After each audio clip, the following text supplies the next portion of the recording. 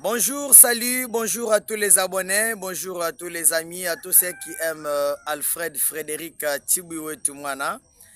Voilà, je reviens vers vous pour ce deuxième numéro pour cette nouvelle année 2026. Je l'avais déjà promis sur mon compte Facebook que j'allais parler de l'Union sportive Chinkunku de Kananga, l'Union de Manganèse, l'équipe que l'on appelle ici au Kassai Chintu Chamusoko. Eh bien, comme tout le monde le sait, pour le moment, les Corbeaux de Kananga venaient de perdre leur match face au cercle sportif Don Bosco de Lubumbashi sur tapis vert.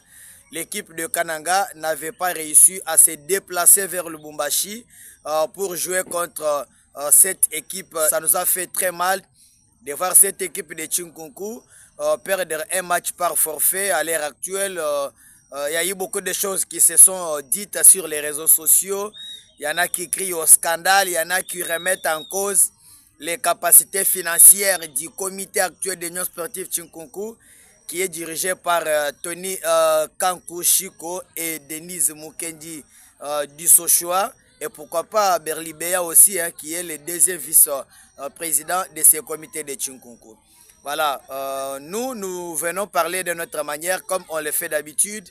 Je commence par vous dire que moi-même, ces matchs perdus par Chinkunku sur tapis vert m'a fait très très mal parce que je ne voyais pas cette équipe de Chinkunku échouer face à l'équipe de Don Bosco. Pourtant, cette équipe de Chinkunku qui a essayé un peu de retrouver ses repères, l'équipe qui venait de faire un match nul tout récemment face au TP Mazembe, je la voyais faire mieux face à Don Bosco, à Lubumbashi. Cette équipe de Don Bosco a eu ses points comme cadeau et pourtant, je ne voyais pas Don Bosco capable de battre Chinkunku sur terrain. Vous voyez ça nous fait mal, étant donné que nos équipes donnent des points cadeaux à leurs adversaires. Vous voyez cette équipe de Don Bosco qui n'a pas été capable de battre Manika par exemple, qui a battu Mpanda sur tapis vert aussi. Donc vous avez une équipe de Don Bosco qui n'est pas au top. Bon, pourtant, je pensais que si Chinkunku allait affronter Don Bosco sur terrain, les résultats seraient peut-être positifs pour les Corbeaux de Kananga. Mais le problème n'est pas financier comme beaucoup le pensent.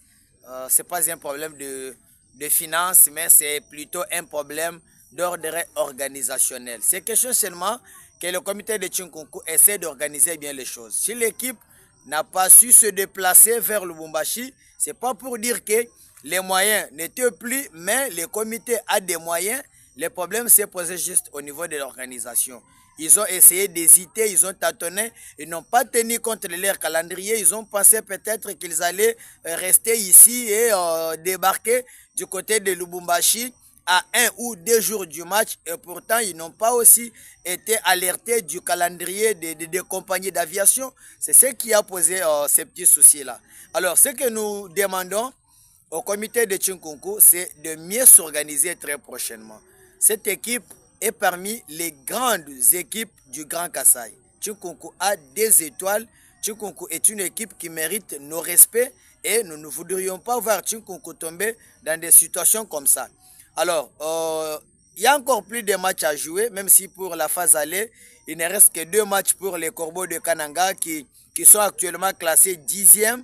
Je pense que la phase de retour serait la plus fertile pour l'équipe de Chinkunku, étant donné que les Corbeaux de Kananga vont jouer 11 de leurs matchs de la phase de retour localement à domicile, c'est-à-dire ici à Kananga et au stade de jeunes de Katoka. Vous avez 11 matchs à jouer sur la pelouse naturelle du stade de jeunes. Je pense que cette équipe de Chinkunku a été toujours la plus difficile à battre à domicile.